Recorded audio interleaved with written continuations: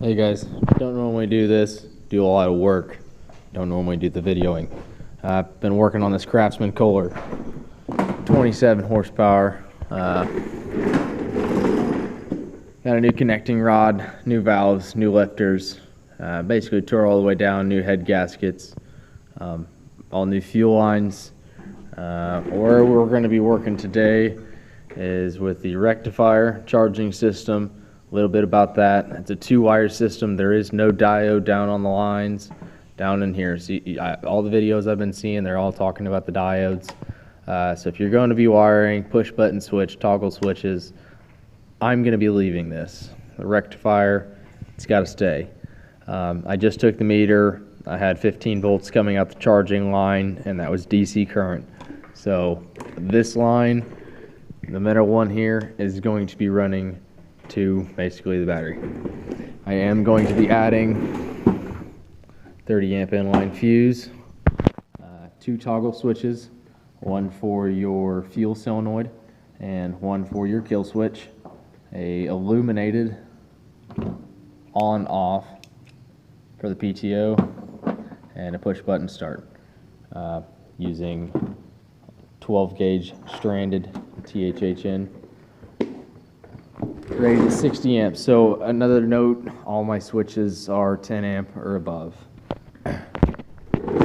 So the goal today is to eliminate all of this junk. As you can see, I've already done a few things with the pins here. Oh, I lost the light. Where'd the light go? This plug is notorious to go bad on the ignition. I went ahead and put forks on it. Still got my problem. This has got the new ignition coils.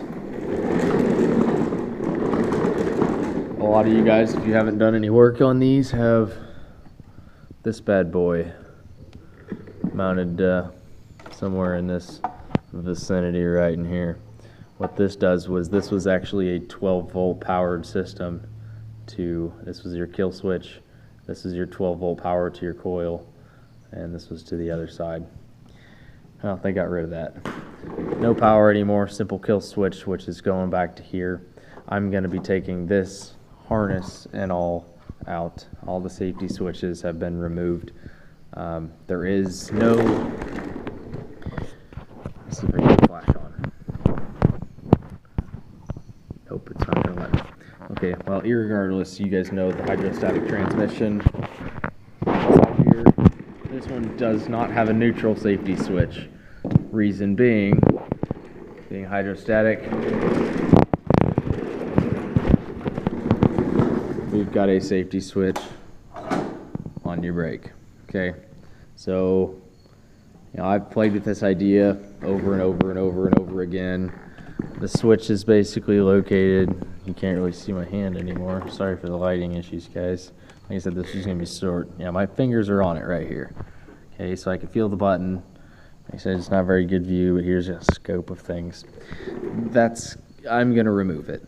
There are a couple different things you could do there. You could put a spring actuated switch, or just replace the switch and wire it independently into your kill switch.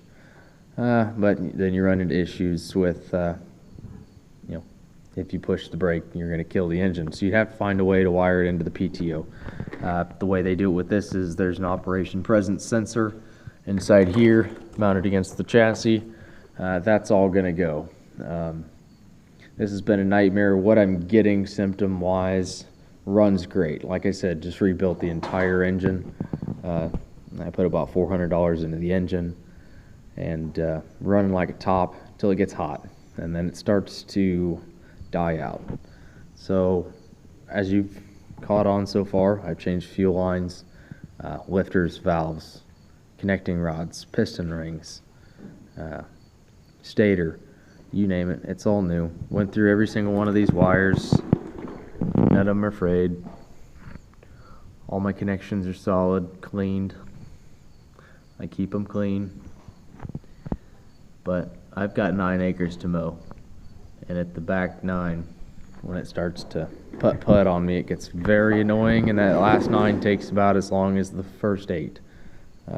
So it's an issue definitely got to get resolved today.